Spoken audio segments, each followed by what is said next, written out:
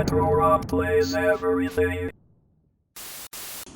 Hey, Rob here, and I just wanted to show you a controller from my collection. Now, this is for the Nintendo Entertainment System. Yes, it looks like a SNES controller humped a Genesis controller, and this is the baby that came out, but really this is just an NES controller. Very unusual.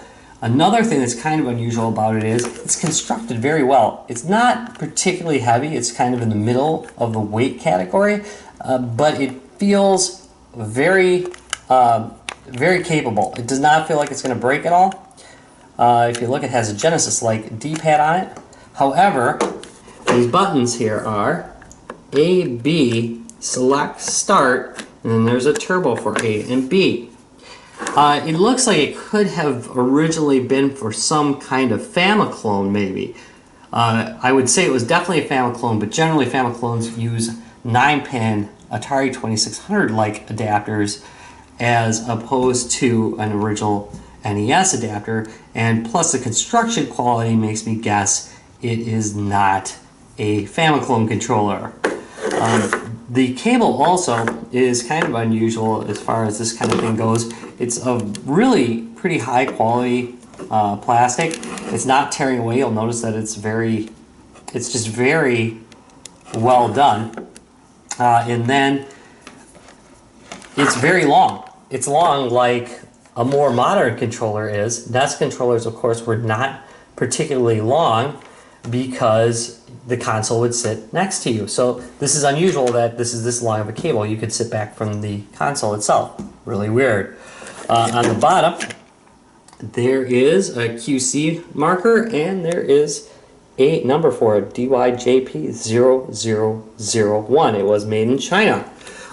Also, an unusual thing is it was made for larger hand sizes, because you can see that there is a little indent in there for my finger and a space underneath for the rest of my hands, and you can see that it's just made for a larger hand grip, not a small hand grip like NES controllers and Famicom controllers are.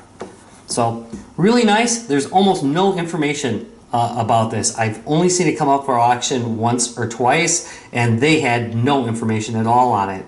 So interesting controller, unusual. Again, the quality on it is really quite good. So if you know anything about this controller that I haven't mentioned, do me a favor, give me a comment below.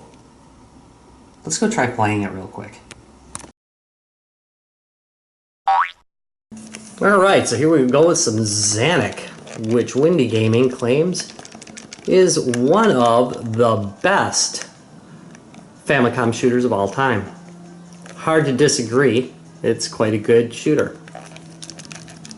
Alright, so the buttons really feel quite good. The D-pad has just the right amount of mush in it. I really do like this gamepad quite a bit, and the buttons are really very responsive.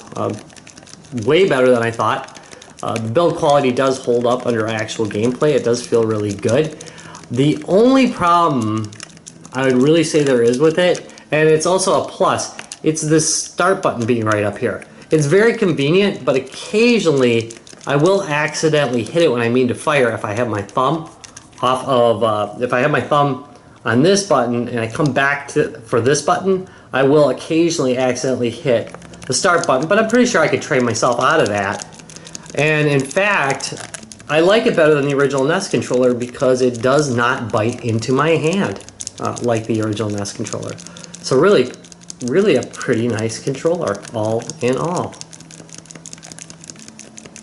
So anyway, if you run into one of these, definitely pick it up. It is very inexpensive when I did find it. Like I said, I've only seen it on auction once or twice. It never goes for more than $5–10 bucks. So for $5–10 bucks, I would definitely give this controller a thumbs up. And speaking of thumbs up, how about you give this video a thumbs up if you enjoyed it, and subscribe for more. And I will see you in a couple days with yet another video. Thanks for watching.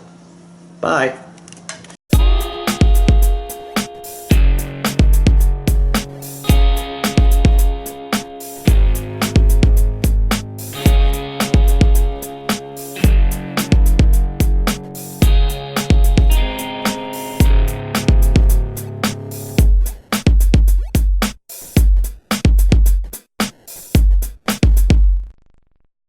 Retro Rocks gaming videos.